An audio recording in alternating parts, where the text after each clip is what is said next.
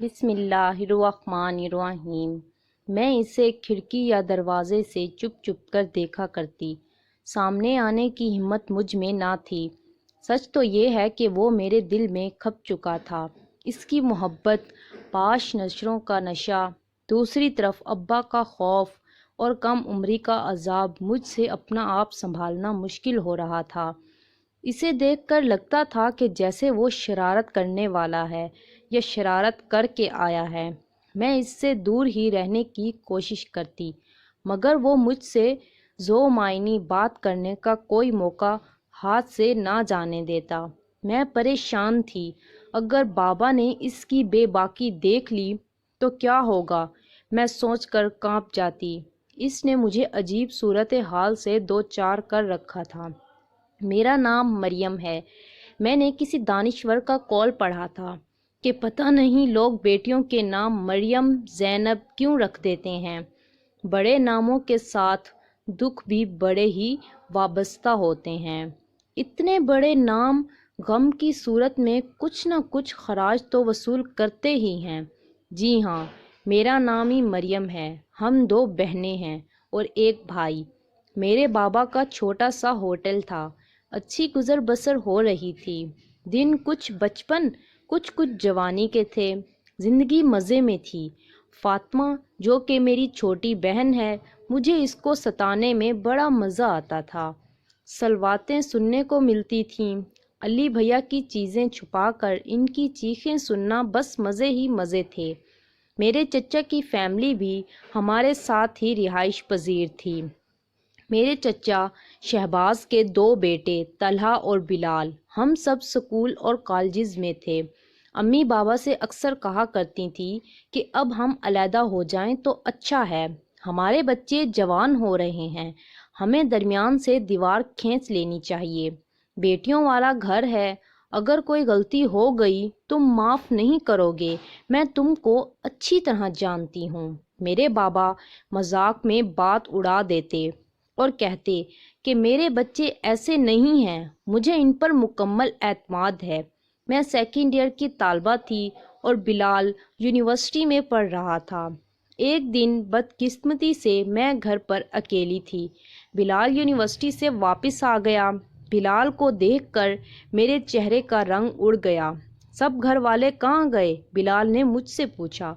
امی اور چچی بازار، باقی سب اسکول اور کالج۔ بلال کا موڈ ایک دم بدل گیا۔ وہ میرے قریب، بالکل قریب آ گیا۔ میں اس سے دور ہونا چاہی گئی کہ اچانک اس نے میرا بازو پکڑ لیا۔ میں اندر تک لرز گئی۔ بلال بھیا، کیا مذاق ہے؟ چھوڑ دیں مجھے، میں نے التجا کی۔ اس نے سختی سے میرا بازو پکڑ رکھا تھا۔ تمہارے اس گریز، شرم و حیا اور گھبراہٹ کو میں کیا سمجھوں؟ اگر تم مجھ سے شادی کے خواہش مند ہو تو بابا سے بات کرو، میں نے لرزتے ہوئے کہا۔ اس دن سے میری بدقسمتی کے دن شروع ہو گئے۔ اچانک بابا ہوٹل سے گھر آئے۔ چائے کے لیے فریج سے دودھ نکالنا تھا۔ بابا کو دیکھ کر بلال نے میرا ہاتھ چھوڑ دیا اور سر جھکا کر باہر نکل گیا۔ رات کو جب میرے چچا شہباز گھر آئے تو بابا نے نہایت صدمے سے چچا سے کہا، اب میں بلال کو دیکھنا نہیں چاہتا، یا تم یہ گھر چھوڑ دو یا میں یہ گھر چھوڑ دیتا ہوں۔ بھائی جان، بچوں سے غلطی ہوئی ہے، اتنی بڑی بات نہیں ہے۔ میں مریم بیٹی کا ہاتھ مانگتا ہوں۔ آج سے مریم میری بہو ہے۔ بہت جلد میں اس کو بیاہ کر لے جاؤں گا۔ گھر کی بات گھر میں ہی رہنے دو۔ بات گھر سے نکلی تو بہت بدنامی ہوگی۔ چچا نے بابا سے التجا کی، لیکن میرے ابا نے ان کی ایک نہ سنی اور ہم بہاولپور شفٹ ہو گئے۔ میرا دل پڑھائی سے اچاٹ ہو گیا۔ ایک تو بلال، جدائی، اور دوسرا بابا کا مجھ سے لا تعلقی۔ غلطی بڑی نہیں تھی، بعض دفعہ والدین بھی اولاد کے لیے آزمائش بن جاتے ہیں۔ میرے دل پر آبلے پڑتے چلے گئے۔ پھر وہ ٹھیک نہ ہوئے، بلال سے بچھڑے اور بابا سے ہم کلام ہوئے۔ مجھے 6 سال کا عرصہ گزر گیا تھا۔ ہمیں رشتہ داروں نے بتایا کہ بلال کی شادی پھپھو کی بیٹی سے ہو گئی ہے۔